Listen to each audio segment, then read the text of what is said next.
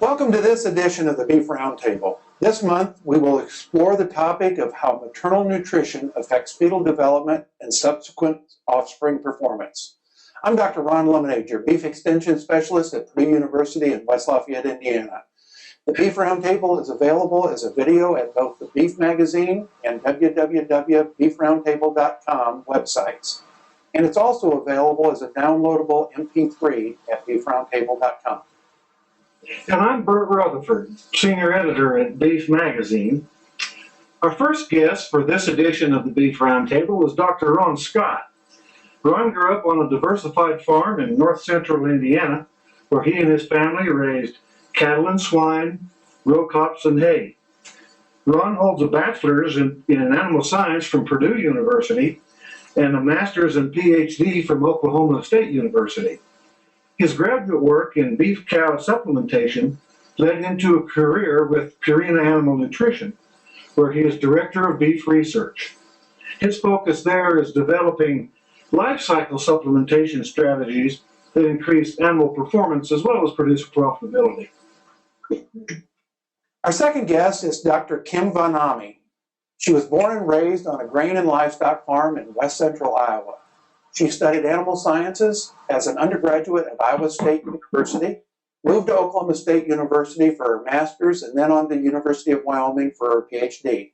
In 2004, she joined the faculty at North Dakota State University to work on placental vascularity in the beef cow. The long-term objective of her research is to produce healthy pregnancies that will allow the offspring to optimize their potential. The overall concept is to study developmental programming during gestation on subsequent offspring productivity. Ron and Kim, we're here now about things such as fetal programming, lactational programming, and developmental programming, not only in the research community, but amongst beef producers as well.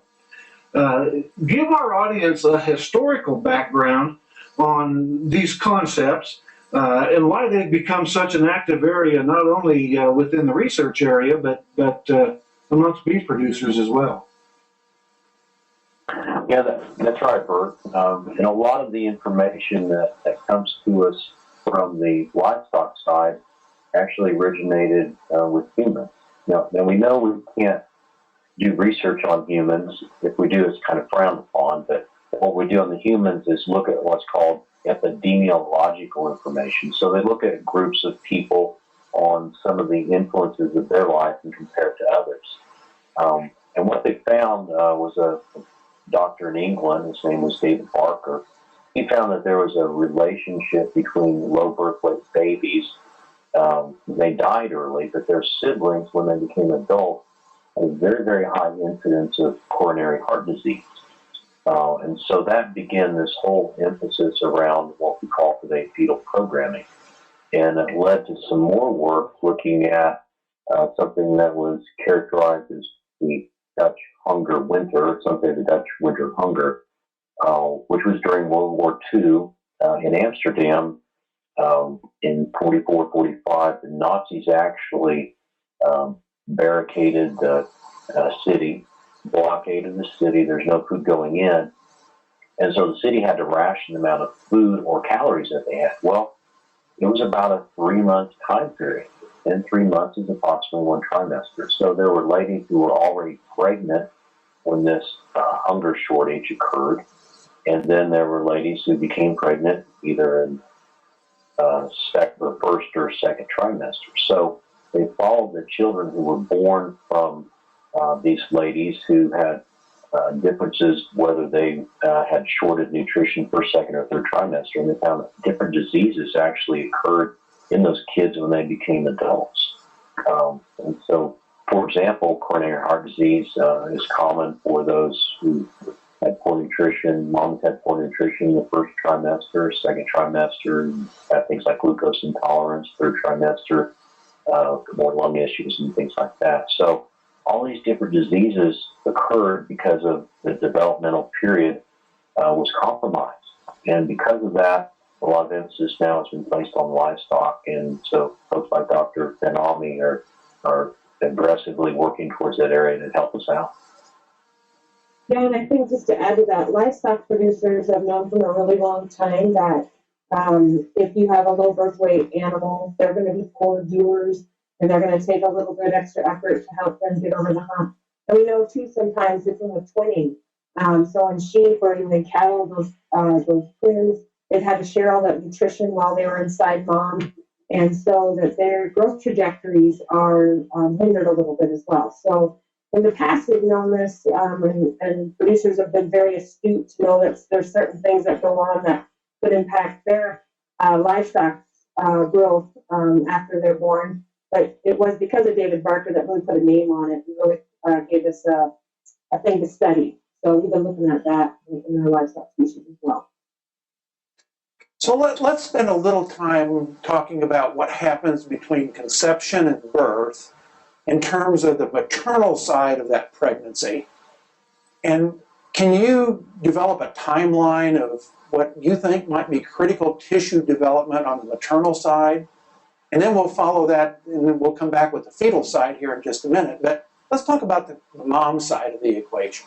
Okay, so there's a few things that have to happen to mom. One of the first things that happens is the mom, during the activation of being pregnant, actually she has a plasma volume expansion or blood volume expansion ultimately, which is going to be so that she can nurture this offspring. So one of the things that we talk about, this is better documented in women actually than animals, is that there is a 20 to 30% increase in blood volume.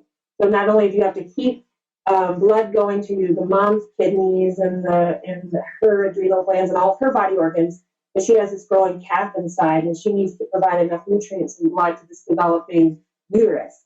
So her uterus is going to expand, and the placenta within that uterus is also going to expand. The cow is unique from the standpoint that placental development is going to continue to occur all the way throughout pregnancy, which is a little different than the sheep. The uterus and the placentomes inside of the placenta inside reach a peak weight, and then they actually slightly decrease in size. But the cow is going to continue to increase as gestation advances. The other thing that's taking place is we know pregnancy affects the maternal GI tract or her guts, and that they're going to become more vascular, so she can extract more nutrients out of her diet, out of her intake. That way it gets into her bloodstream and ultimately can get to the calf with the developing uterus. And then lastly, in the cow, we see towards the very end of gestation, her mammary gland is really going to take off, and we've all seen this towards the end of gestation. We notice how much fuller the udder becomes, and so that's because the mammary gland is going to be taking over after the calf is born. The mammary gland is now going to produce the nutrition that calf is going to need, and we know that if mom's not adequately fed during the last third of pregnancy in particular, that we could influence the ability for that mammary gland to fully differentiate and be able to produce. And I want to touch on one thing that she mentioned about the placenta. One thing we need to recognize as an industry is that this placenta is what feeds the fetus. And when it is formed properly, that means that it's going to have more arteries and veins, capillaries, so that it can provide a blood flow to the developing fetus. So that's where that little fetus gets all of its nutrition from, is from the placenta. And if stress or undernutrition occurs, then guess what? That placenta does not form properly, and therefore you can have reduction in blood flow or literally reduction in nutrients going to the fetus. So that first trimester is pretty critical because that's when that placenta is formed. And the thing for us to remember as cattlemen is very simply this: that placenta is the hotel and room service for that little calf. And if you don't have good room service or good hotel, it doesn't work very well. So from the common sense standpoint, we need to remember, although that first trimester is where you got a little bitty fetus, a little bit embryo in there, there's a lot of things going on for mama that really influence it. Good point. So when you look at the trajectory, well, the fetal trajectory and weight of the baby exponentially goes up towards the end. Ron's right. It's the placenta that's growing exponentially early. Now, that's a excellent description of what's going on with the cow, what's going on with mom. Now, give us some indication on what are the critical periods during gestation. Ron, you mentioned that just a little bit. Let's go into that just a little bit deeper. What are those critical periods, and why are they important? Yeah, well, I think that I'll take it from a general common sense standpoint. I think everybody can kind of appreciate this. If you're building a house, you want to have a good foundation. You don't want to skimp on materials. You skimp on materials or quality, you don't get as good a house. And then you can have some structural problems after a few years. It's the same way in animals, same way in people. When we start to develop, that whole process is very important. And there are different steps in that process. And if we compromise those steps, then we're in trouble. So, for example, the first trimester, we just mentioned the placenta, but that's when you've got brain, the heart, the liver, and other organs that are differentiating, which means they're just coming into their own and they're starting to develop. And if we compromise those at that stage, then guess what? There's a permanent effect after that individual is born. Then you get into the rest of the trimesters, like second trimester, when muscle tissue starts to be created. So we have a finite number of muscle fiber cells that are created before we're born. After you're born, you don't get more muscle. You can make muscle bigger, but you don't get more muscle fibers. So any stage during gestation that impacts developmental programming influences lifetime performance of animals, particularly here what we're talking about is cattle. And then just to add on to that, we know that when we look at fertility of our livestock, so if you're looking for heifer development or selection of bulls, those gonads are actually developing within that first trimester as well. So even though they seem very small, that gonad that's in that fetus is developing very, very early in life when it's inside mom. So do you have a feel for the different tissues? Okay, Ron, you kind of mentioned, muscle tissue, okay, and the number of muscle fibers. That typically happens kind of towards the latter part of gestation. Is that right? Well, the second trimester is when the muscle fibers actually begin to differentiate and are created, and then it continues into that third trimester. But in that third trimester, you are influencing the end of the creation of those muscle fiber cells, but you're also influencing the size. So you got two things going on. So, and that would be true of any tissue or organ that's developed. You are creating it, and then you're influencing the size or how well it's going to perform. Yeah, so it's two things. So, and the interesting thing is this. Kim mentioned the gonadal development. So we've got our germ cells or ovary, testes, and things like that. Here's the interesting thing. There's information that shows that the first trimester nutrition or stress influences reproduction. But there's also information that says that third trimester influences fertility too. So it's not only when those organs are being developed or created, it's the entire life cycle within the uterus before that calf is born, that at any stage you can influence it. Yeah. Right. So just to add, while you anatomically can see a little ovary or a little testicle, all the way that the body's going to talk to each other and communicate with each other is an ongoing process. And I like Ron's analogy of this foundation. If you don't get the foundation right, you're not going to be building on top of it. So, so I think that's important to note that while we can structurally see these things at specific time points in pregnancy, it doesn't mean it's all working together yet. And some of that's going to occur even during postnatal life. But we see that that foundation is really set while that calf is in utero. Well, and your comments are kind of really interesting because I think historically most of the nutritionists and producers have kind of focused on that last trimester, okay? When that calf is growing exponentially, that's when most of the weight takes place. And maybe secondarily in that early lactation phase, right? So, when we think about putting nutrient requirements, together and formulating diets, from the discussion that we've had so far, I think it's safe to say that nutrition during early and mid phases may be a whole lot more important than a lot of us have ever thought, right? I mean, with the evolving data set. So let's now talk about how cow nutrition during the first, second, and third trimesters could have maybe a positive or a negative effect. And we've kind of alluded to some of that here just a minute ago. But, is there anything else that we could add to that in terms of those 3 different trimesters of pregnancy and its effect on subsequent performance during the lifetime of that offspring that's developing in utero? Yeah, so I think that's a great question, and that's a question a lot of producers ask, because if there's the most critical time, when is that most critical time that I need to make sure that nutrition is adequate, or we provide something in addition to make sure we can get over this negative time point if something's not there. And so it depends on what you are interested in, the phenotype which you're interested in. But mostly, let's just talk about carcass development. So even though we know critically we need to set a good foundation, there's been several researchers across the U.S. and even different parts of the world that have shown if we're just interested in postnatal growth or carcass weight, the first trimester may not be that critical. We're not going to see changes in that phenotype directly.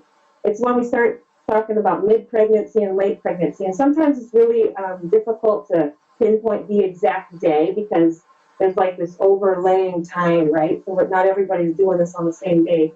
But if we do look at feeding adequately or knowing we can, if for some reason there's not enough nutrition during mid-pregnancy, we know we can start affecting the birth weight, we're affecting weaning weights, we're affecting carcass weights, and there's even been some labs showing that we're affecting the tenderness of that beef.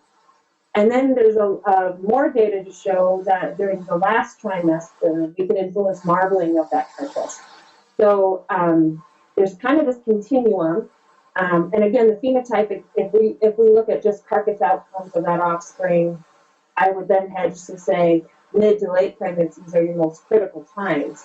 But there could be other phenotypes we're interested in, like heifer development or fertility of the offspring, which in my mind needs just to be studied more. I don't think the data is there's not enough data out there to rule it out yet. We do know that fertility of heifer calves, that last trimester is important, but I think we need to step that back and look at fertility based off of maternal nutrition during early and mid-pregnancy as well.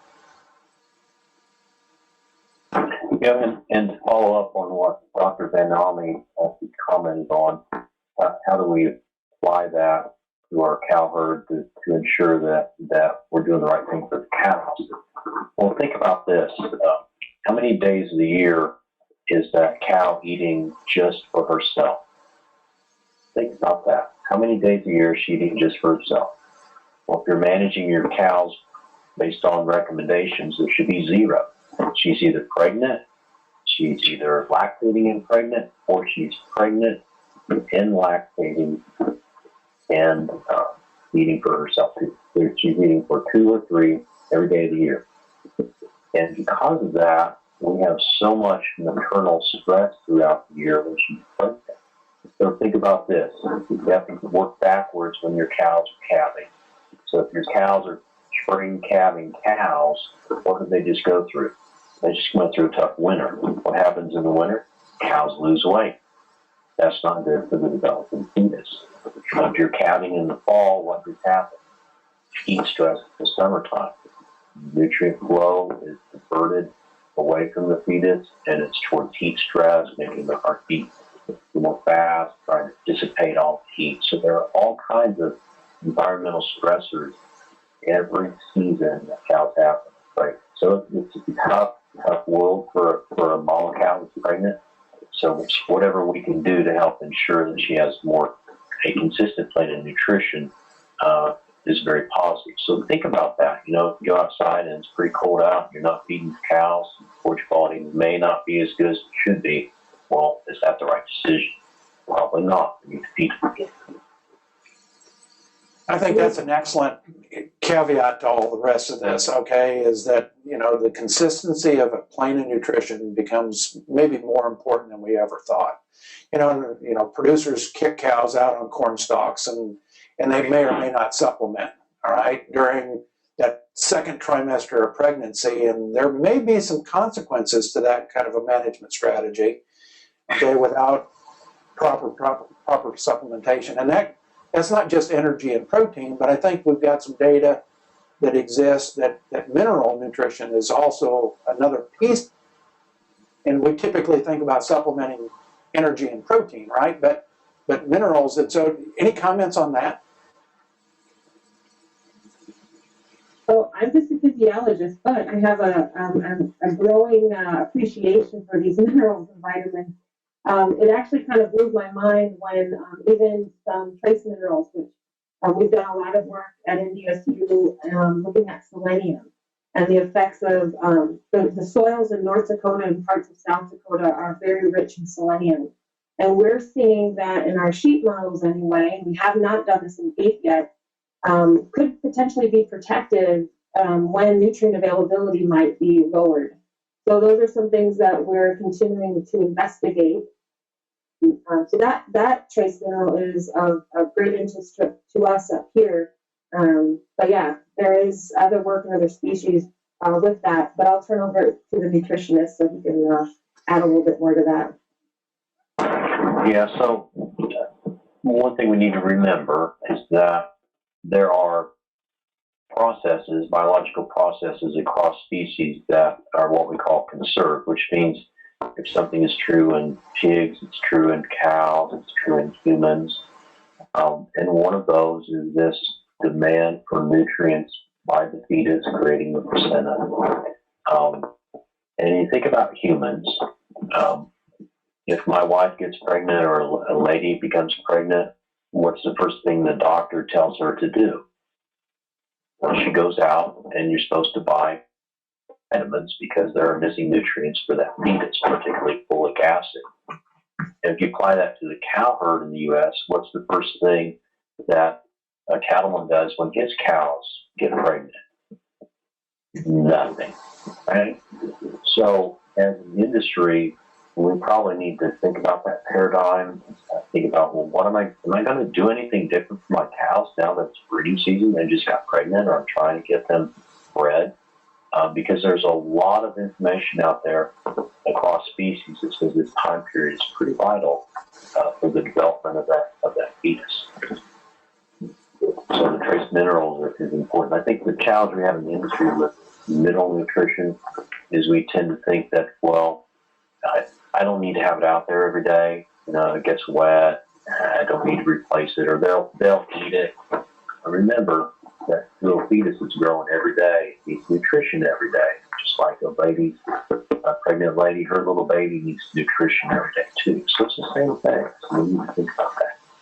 You know, this conversation kind of made me think about, you know, the beef cow with a 9-month pregnancy.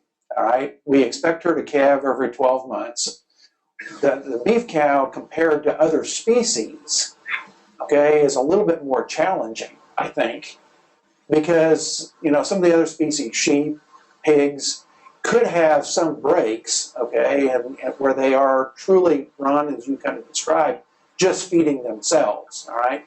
But the beef cow is always multitasking, right, in terms of nutrient flow and physiology, and that's kind of an important point that I think, you know, sometimes we don't think about. If I could just interject there too, one thing that we've talked about in our lab is competition. So when that cow is not only has a calf beside her suckling, but one inside, that uterus and that mammary gland have to compete for nutrients in order for which way those nutrients are going to be diverted. And I think sometimes we don't think about that enough either. So we're continuing to make sure that we provide not only what she needs for her maintenance, but then also how to make sure lactational performance is good, and then also that we have adequate nutrition going for that developing cat.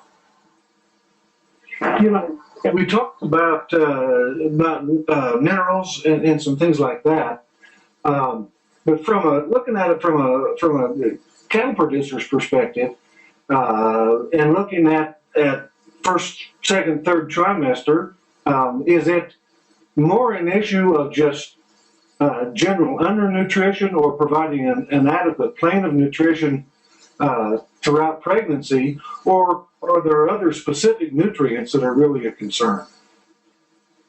Yeah, so I'll take a stab at that and then let Dr. Vonnahme take over with some of the work they're trying to get done. What we is a little bit, so in the future we'll know a lot more. So in general, we'd say that the total plane of nutrition or daily nutrition during those different stages of gestation is important. Most of the data that has been collected has been with eating a balanced diet, just less of it, with the exception of some work that's been done in Nebraska where they're looking at feeding more supplemental protein that last trimester. And it does show that there's a positive influence there with protein supplementation. But in a way that's confounded, which means we don't know if it's because of the protein or simply because when you feed protein to a cow and forage, they actually eat more forage and you get a higher energy consumption that way too. So it's a combination of protein and energy. And common sense says that protein, energy, vitamins, and minerals are all very important, no matter whether you're a human or a cow. But we know that protein is very important and energy is important because those are the two major macro nutrients that dictate who we are, how we live, our body condition, whether or not we have muscling or not. Cows, they go through the winter. If they don't have enough energy, well, they have to use their muscle, which is protein. They have to use that muscle for energy. So that's when they start losing an extreme amount of weight. So anyway, all of those are important, but there's some data that shows that protein nutrition seems to be vital that last trimester. And Dr. Scott, I think our work here, just recent work at NDSU, where we tried to mirror some of the data that's come out of Nebraska, shows if we supplement more protein, we have a feeding system so we can monitor individual feed intake. We do increase, those cows not only get more protein, but they consume more. So their total energy is increased. And we see in those particular cows that when we do that, we can increase uterine blood flow to those calves. I think we've pretty well established that fetal programming is probably a pretty important concept for producers to kind of think about. And, do we have any data that would suggest that there might also be a lactational programming effect? So we talked about kind of what's going on, before the calf is born, but what happens shortly after that calf is born? Does that have any influence on the future productivity of that calf? Yeah, that's a great question. There's been some beautiful work that's come out of Auburn that shows in pig that what that piglet consumes, what's in that colostrum, the early milk that piglet is suckling, can influence that gilt's fertility. And there's been some really great work in that area. So what is in cow's milk and how that gets to the offspring, I'm assuming this is one of those things that Dr. Scott talked about. There's surely things that are going to cross species. So what is in cow's milk, how much that young calf gets up and suckles early in life probably does matter. Just to look at amount of milk that the mom is making, we do know that we can influence milk production in the same model where we fed greater levels of protein to cows. We can increase the amount of colostrum they make as well as then the amount of milk they make. The big components, the amount of fat and lactose and protein in that milk doesn't differ on a per milliliter or per ounce basis, but they just have more of it. But surely there's things that we're not measuring yet, like they've done in the pig, that shows there's certain things in that milk that can enhance development of the offspring. So I think that's a new venture that we should get into. And there's some information, a lot more than there used to be relative to milk. You know, when I'm growing up, I know that milk gives me calcium and makes my bones grow. Well, we know that milk provides protein, it provides fats, vitamin D, and there's also some sugar in milk called lactose. But the rest of the story is there's a lot of compounds in milk that people didn't know about 20 years ago that we're just discovering now that actually influence the health and well-being of the newborn and then through their development when they're suckling. So it's very critical. The one thing that our cattlemen need to know, and they probably know this, but it's always good to point it out, there's an enormous amount of data that was created around 20 years ago, 25 years ago, showing that cows that are in better body condition produce more milk, and therefore you can increase weaning weight simply because your cow's calf in better shape. Well, to get that cow in better shape, that means that she probably maintained body condition better during the last trimester, right? So you're not only you're influencing fetal development, but milk production. So some of the benefits that have been shown relative to fetal programming are also because that cow is in a better plane of nutrition and will also produce more milk, which would help the weaning. So those two things, it's milk production and fetal programming, and now with some of the information coming out of what on earth is going on with lactation programming, and there's all kinds of stuff that we're just figuring out that we can look at to see how we can improve the health and well-being of these calves.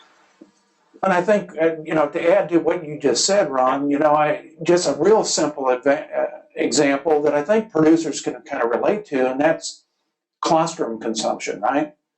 And we've got some pretty good data, that exists in the literature that says that if a calf doesn't get adequate colostrum consumption, as a baby calf, it's not only affecting that early calf life in terms of its ability to ward off infections and disease challenges, but it lingers beyond that passive immunity phase into the feedlot and health in the feedlot. That's not passive immunity anymore. That's kind of a programming of that calf for a general immune response to disease challenge later in its life. Would you agree with that?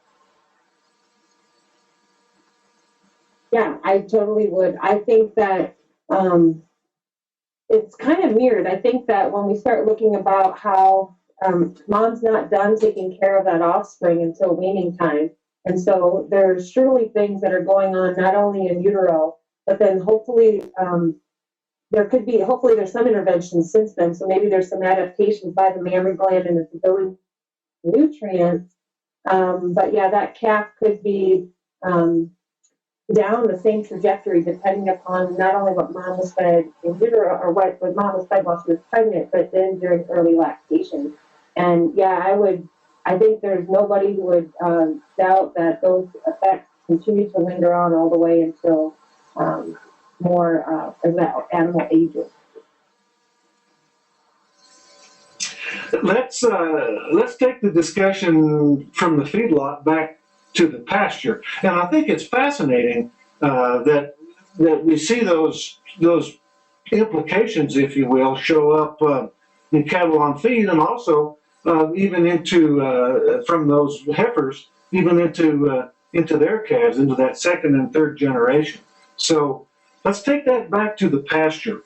What recommendations have you got relative to the management of the cow in terms of her nutrition during gestation as well as early lactation? And then what are the real critical times if you're a cattle producer out there needing to walk that line between how do I do right by the cow and how do I do right by the checkbook and the banker?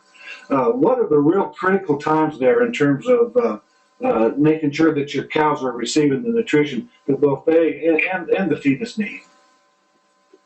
Yeah. Well, I think, 20 years ago we'd say, well, it's all about the last trimester. After this presentation, we know that person's second trimester is very important too. So it's actually every day of the year. So what we have to do as cattlemen is to monitor our cows, monitor their nutrition. Well, how do you do that? Well, you look at their body condition and you try to ensure that they're not losing weight. If you see your cows every day, you don't see that they're losing weight. So, it helps to have somebody else look at them every now and then also. But I think back to the humans again. If my wife is pregnant and she's losing weight, guess what? She's going to the hospital or she's in bed during pregnancy. We have so many cows across the U.S. that lose weight during pregnancy, and that influences the health and well-being lifetime performance of the offspring. So, what we have to try to do is figure out how can I keep cows in a more consistent plane of nutrition so that those time periods when they were losing weight, they don't anymore. Hopefully we can get them to be in a maintenance mode during those bad times of the year. And then when they need to gain weight, springtime after it's done, you get some good lush grass growing, then you can pick up conditions. So we like to tell folks that it really makes a lot of sense to think about your cows every day, try to make sure they don't have a bad day, and that really can influence the calf crop. But if you think about, for a long time period, you'd say, well, what is the most important? There was a study a couple years ago, a dairy study, that looked at heat stress. Dairy cows either have heat stress or not, so they have fans and niches on them or not. And then what they looked at was the heifers that were born from that, and then what kind of mamas they made. And guess what? Those heifers that were born to dams that had less heat stress produced more milk, dramatically more milk, like a gallon more a day. So it's a night and day influence every day of the year on the development of the calf. Whether it's going to become a replacement heifer or whether they're going to go to the feed yard, it really influences everything from muscle production, carcass weight, tenderness, heifers, fertility. It's just unbelievable. And so you just need to keep that in mind. Try to keep those cows in a consistent plan of nutrition every day of the year. Yeah, and just to add to that, I think one thing that's a little tricky is, when you look at body condition score and just some of the experiments or the studies we've done with cattle, they're pretty amazing animals. They're going to mobilize a lot to make sure that those calves are doing fine. And oftentimes we have models where we know we're not feeding them adequately and blood flow is decreasing, so the nutrients that are going to that calf are dropping, but we don't see that big of a spread in condition score. So I think sometimes it's good to catch it early if you can, have those nutrients available to your dams. I don't think you want to wait until you really see that noticeable change in the body condition of mom. And that's tricky. I think that's sometimes tricky because I get it. You want to make sure you're watching your checkbook and you're doing those things. And I think we just need to keep doing research. It's, like a precision agriculture thing. If we know exactly the right time and the right thing to feed, that's going to be the best thing. And we still have a lot of work to do to figure that out. But in the meantime, I agree with Dr. Scott. We need to make sure that we have good things available to mom at all times, because if we let her slip too far, there could be some detrimental outcomes. One of the things I'm just going to follow up, Ron, with a comment that you made about, when you see these cows every day, and I've got cows too, okay, and so I see them every day, and you don't see them change in condition score when you look at them that frequently. You're better off if you can step back for a week and then come back in and look at them. So what I tell producers and my students in class is that, pick a group of cows that represent your cow herd. So you got some young cows, you got some old cows, you got some kind of prime age cows, some big ones, some little ones. But pick a group of cows that represent your cow herd, and then once a month, make it a choice that you go out and you find that handful of cows and use them as your barometer. And quite honestly, probably the best barometer, if they're being group fed together, is the young cow in the group, because she's going to be the most sensitive model, okay, of what's going on in plain and nutrition. And so there's ways to kind of get around that, but you've got to make a conscious decision that you're going to look at your condition score on your cows and not all of a sudden one day walk out there and say, oh man, what happened? You know, and sometimes we get caught in that. Any comments on that? Yeah, that's a good recommendation. And the key point on that is you have to write it down. So you've got the group that you're looking at, the different times of the year, but unless you write it down, you can't see any trend.